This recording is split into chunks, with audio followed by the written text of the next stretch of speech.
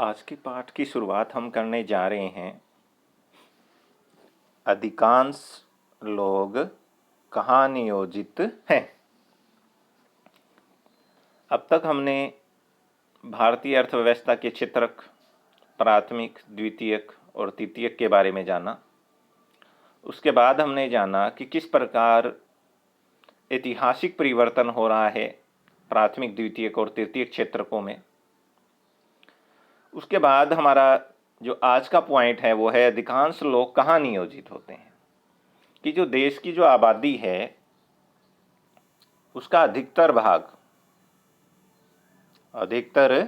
भाग किस काम में लगा है या किस क्षेत्र में काम करता है। यदि हम सकल घरेलू उत्पाद के तीनों क्षेत्रकों की हिस्सेदारी को जब हम देखते हैं तो पिछले 40 वर्षों के अंदर जो क्षेत्र के अंदर बदलाव आया है उसको हम देख सकते हैं। तो उसमें जब हम देखते हैं तो जो प्राथमिक क्षेत्र है वहाँ रोजगार का जो है क्षेत्रक स्थानांतरण नहीं हुआ। क्यों? उसका कारण क्या है कि जो हमारे दूसरे क्षेत्र हैं द्वितीयक व तृतीयक, जब तक इनका विकास नहीं होगा, इनके अंदर रोजगार का अवसर क्या नहीं होगा, सृजित नहीं होगा,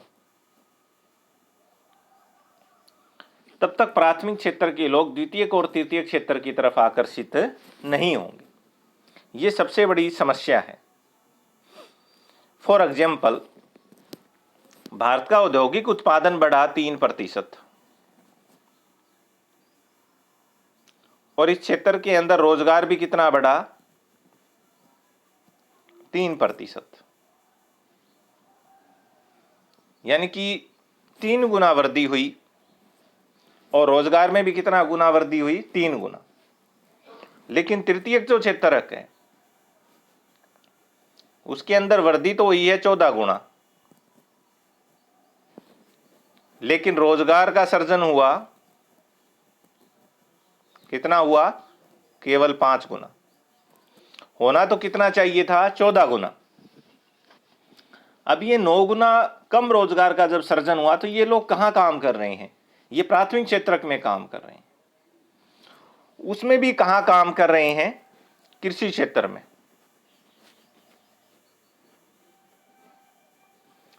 और जो कृषि क्षेत्र है वो हमारे सकल घरेलू उत्पाद का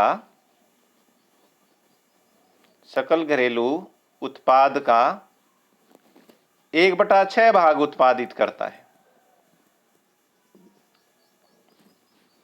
यानी कि उत्पादन 1/6 भाग का करता है, लेकिन यहां श्रमिकों की जो संख्या है, काम करने वालों की संख्या बहुत ज्यादा है।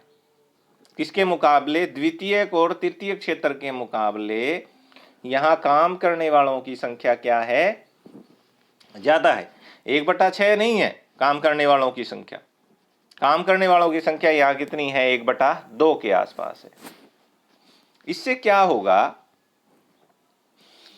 कि जहां उत्पादन क्या हो रहा है? कम, और काम करने वाले ज्यादा लगे हुए हैं, तो एक ऐसी बेरोजगारी आ जाएगी जो हमें क्या करेगी? दिखाई नहीं देगी। क्या नहीं देगी? दिखाई नहीं देगी, जिसे हम क्या बोलते हैं? प्रच्छन्न बेरोजगारी बोलते हैं। कौन सी बेरोजगारी बोलते हैं? प्रच्छन्न बेरोजगारी। इसमें क्या होता है? व्यक्ति हमें काम करता तो नजर आता है, व्यक्ति काम करता हुआ नजर आता है, पर उत्पादन में कोई वृद्धि नहीं करता। यानी कि फॉर एग्जाम्पल, कैसे नहीं करता? हम यहां एक छोटी किसान है, लक्ष्मी। कौन है? लक्ष्मी। उसके पास 2 एकड़ भूमि है। क्या है? 2 एकड़ भूमि है, और वो भी क्या है? असिंचित है, जिस पे सिंचाई नहीं की जा रही। जिस पे क्या नहीं की जा रही? सिंचाई नहीं की जा रही। और वो किस पे निर्भर है? वर्षा पर।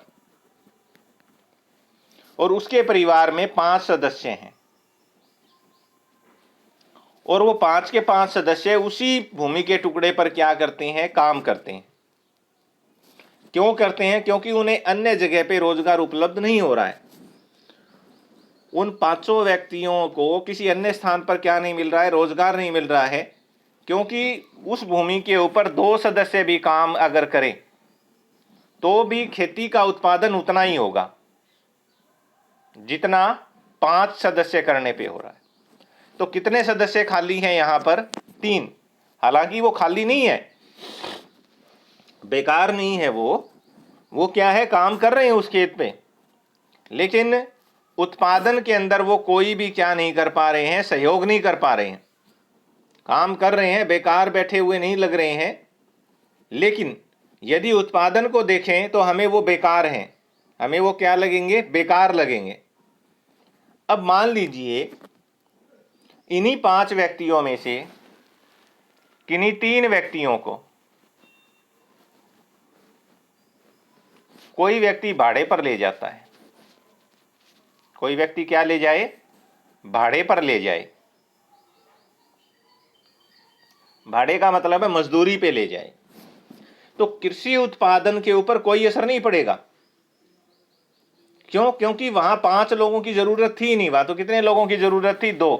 अगर वहां से हमने ये 3 व्यक्ति निकाल भी दिए तो भी उस खेत से उत्पादन कितना होगा? उतना ही होगा, कोई भी फर्क नहीं पड़ेगा। हाँ, उससे लक्ष्मी के परिवार के जो सदस्य 2 भाड़े पर जाएंगे या 3 भाड़े पर जाएंगे, उससे लक्ष्मी के परिवार को अतिरिक्त आय होगी।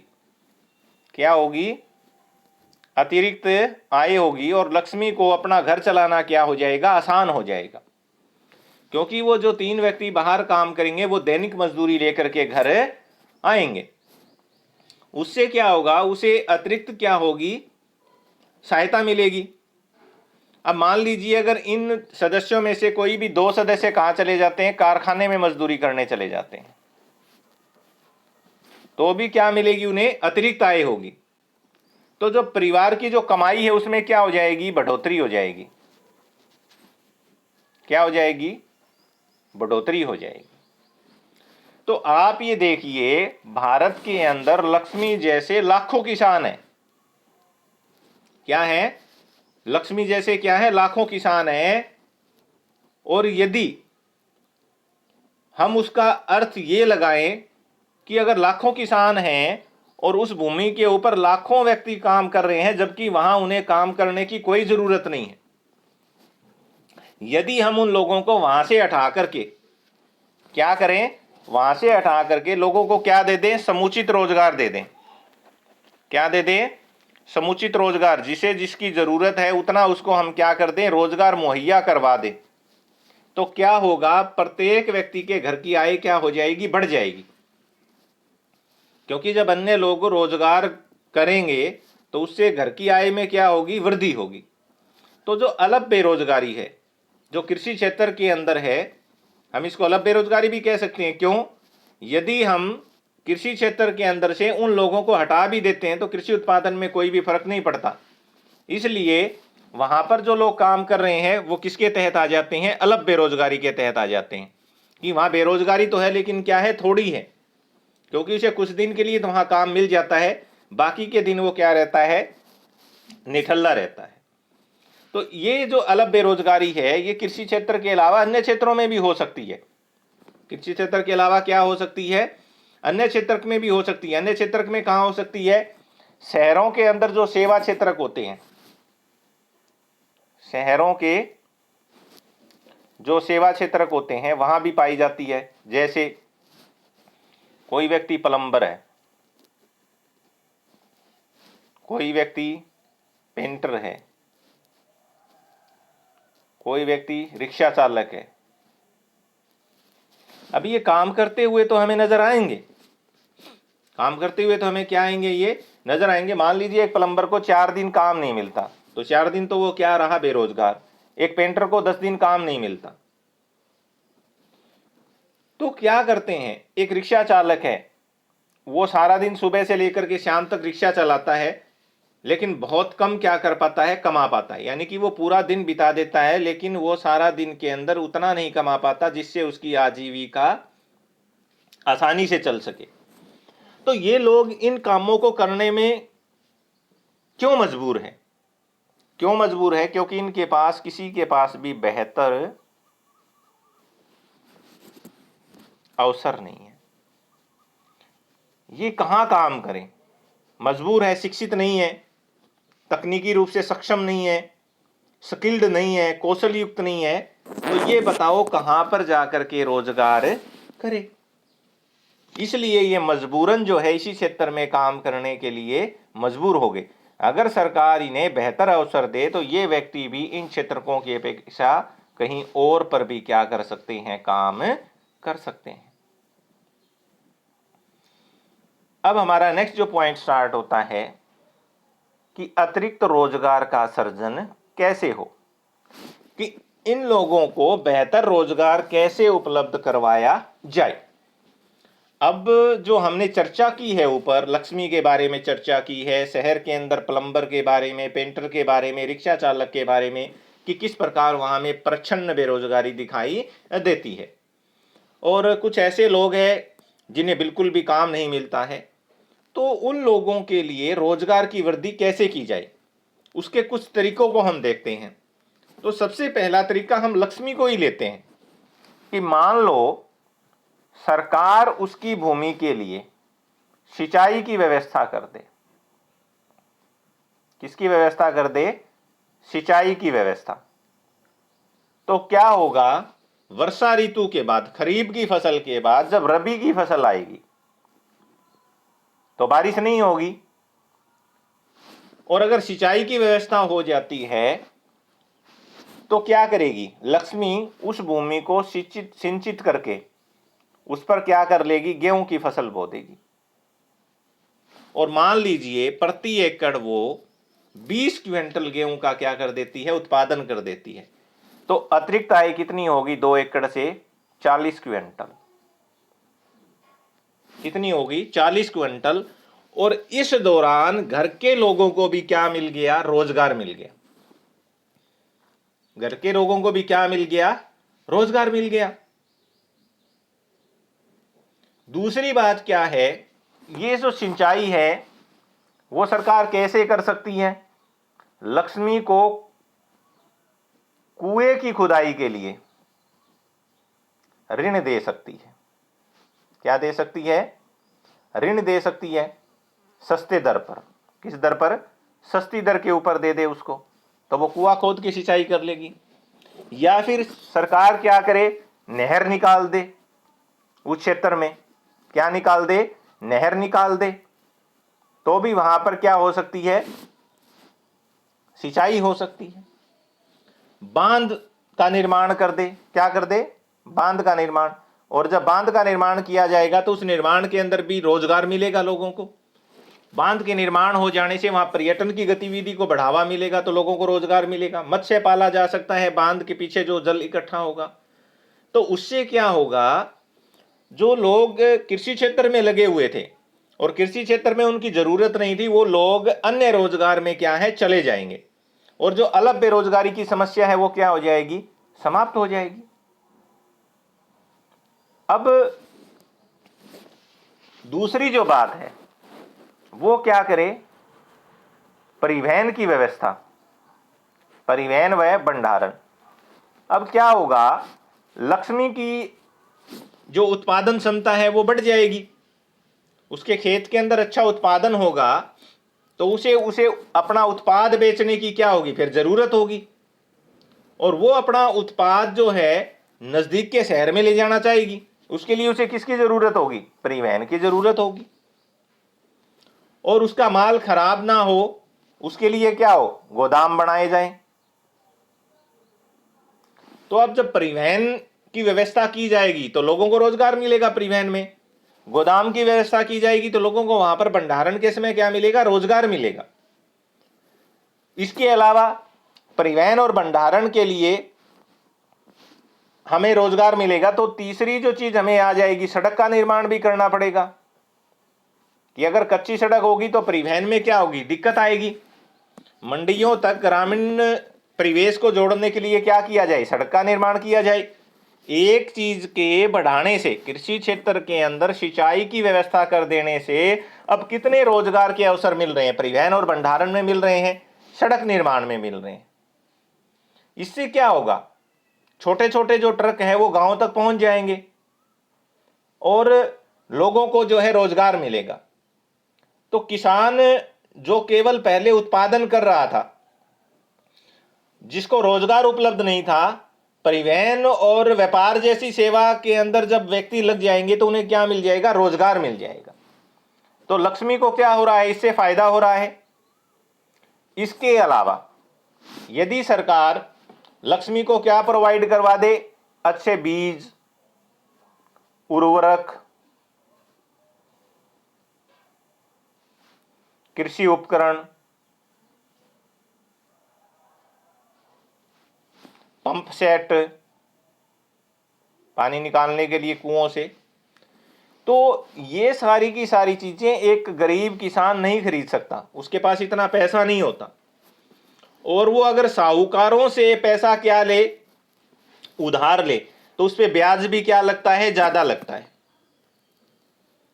और अगर उस ब्याज के आधार पर अगर वो खेती कर दे तो उसकी जो सारी उपज है वो कहां चली जाएगी, उस ब्याज को चुकाने में चली जाएगी। और अगर सरकार इनकी उचित व्यवस्था कर दे, सस्ती दर पे उसे उपलब्ध करवा दे, तो उससे क्या होगा, लक्ष्मी जहां उत्पादन कर रही है उस क्षेत्र में क्या होगा, सुधार होगा। और इससे क्या होगा, जो किसान है उसकी उत्पादन क्षमता क्या हो जाएगी, बढ़ जाएगी। इसके अलावा एक और तरीका भी है, नंबर 4। वो कौन सा है, घरेलू उद्योग धंधे।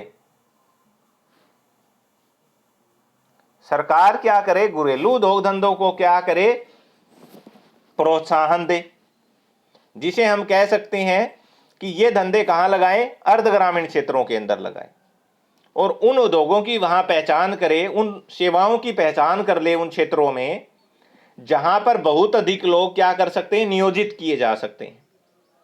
अब जैसे सपोज कीजिए एक किसान जो है मटर का उत्पादन करता है, किसका उत्पादन करता है, मटर का। और यदि उन क्षेत्रों के अंदर शीत भंडारण बना दिए जाएं, क्या बना दिए जाएं, शीत भंडारण, तो किसान अपनी जो मटर है उसको कहां पर खराब होने से बचाने के लिए कहां लगा देगा, शीत भंडारण में। अगर शीत भंडारण नहीं हुआ तो उसकी मटर क्या हो जाएगी, सूख जाएगी। और जब मटर के रेट अच्छे होंगे तो वो उस मटर को क्या कर दे, बेच दे। तो इससे किसान को क्या मिलेगा, एक अवसर मिलेगा। क्या अवसर मिलेगा, अपनी फसल का अच्छा भाव लेने का। मान लो किसी किसान ने प्याज उगाए हैं, अब वो अपने प्याज को जब उगाता है उस टाइम प्याज की जो कीमत होती है वो बहुत कम होती है।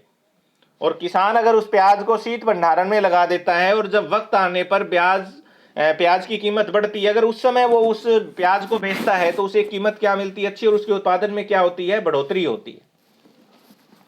इसके अलावा और भी हम उदाहरण ले सकते हैं, जैसे कि ग्रामीण शहद इकट्ठा करते हैं।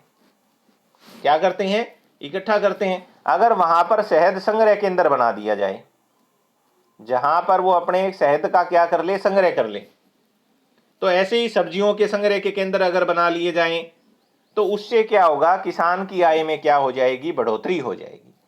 और इन क्षेत्रकों के अंदर यदि हम इन क्षेत्रकों का निर्माण कर देते हैं तो वहां पर शहद संग्रह केंद्र के ऊपर काम करने के लिए अन्य लोगों की जरूरत पड़ेगी, तो नए क्षेत्र में भी रोजगार का अवसर उपलब्ध हो जाएगा।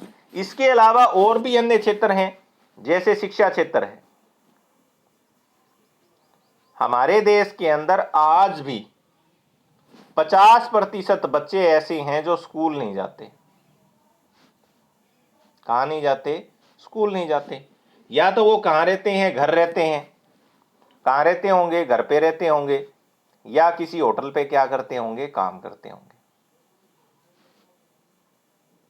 अगर ये सारे विद्यार्थी स्कूल जाने लग जाएं तो क्या होगा? क्या होगा बताओ, शाबाश।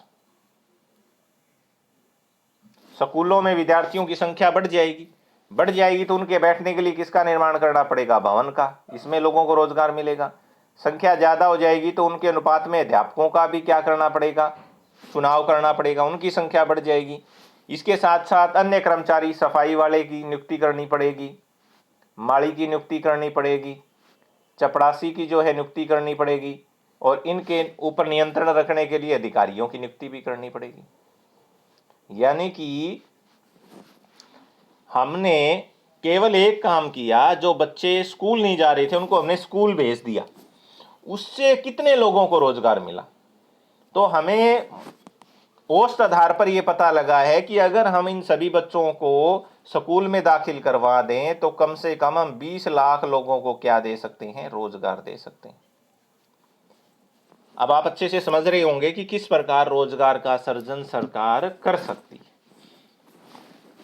उसके बाद में नेक्स्ट आता है स्वास्थ्य। हर व्यक्ति को जरूरत है, और व्यक्ति के स्वास्थ्य में अगर हमें सुधार लाना है तो हमें क्या करना पड़ेगा? अधिक अस्पताल खोलने पड़ेंगे। अधिक अस्पताल जब हम खोलेंगे तो वहां डॉक्टरों की जरूरत पड़ेगी, नर्सों की जरूरत पड़ेगी, तो लोगों को क्या मिलेगा? रोजगार मिलेगा। इसके अलावा पर्यटन को बढ़ावा दे सकते हैं हम। किसको बढ़ावा दे सकते हैं? पर्यटन को भी अगर हम बढ़ावा देंगे तो उससे क्या होगा? उस पर्यटन के क्षेत्रों में भी लोगों को रोजगार मिलेगा। तकनीक को बढ़ाएंगे, विज्ञान और टेक्नोलॉजी, प्रौद्योगिकी अगर लेकर आएंगे, लोगों को उसके अंदर कुशल करेंगे, तो भी जो है व्यक्तियों को क्या मिलेगा? रोजगार मिलेगा। और यदि हम पर्यटन क्षेत्र में सुधार कर दें तो हमारे ये आंकड़े हैं कि कम से कम इस क्षेत्र में हम 35 लाख लोगों को क्या दे सकते हैं? रोजगार दे सकते हैं। कितने लोगों को रोजगार दे सकते हैं? अतिरिक्त लोगों को रोजगार दे सकते हैं। लेकिन ये काम बहुत बड़े हैं। अस्पतालों का निर्माण, पर्यटन स्थलों का निर्माण, स्कूलों का निर्माण, उसमें टाइम क्या लगता है? बहुत ज्यादा लगता है इन सुझावों के अंदर। तो हमें जो है छोटी छोटी अवधि के जो है तीव्र जो है काम करने की क्या है? जरूरत है। और उसके लिए सरकार जो है एक नई योजना लेकर के आई है, जिस योजना का नाम है महात्मा गांधी राष्ट्रीय ग्रामीण रोजगार गारंटी अधिनियम 2005। और इसके बारे में हम हमारी आगे की कक्षा में अध्ययन करेंगे। Thank you.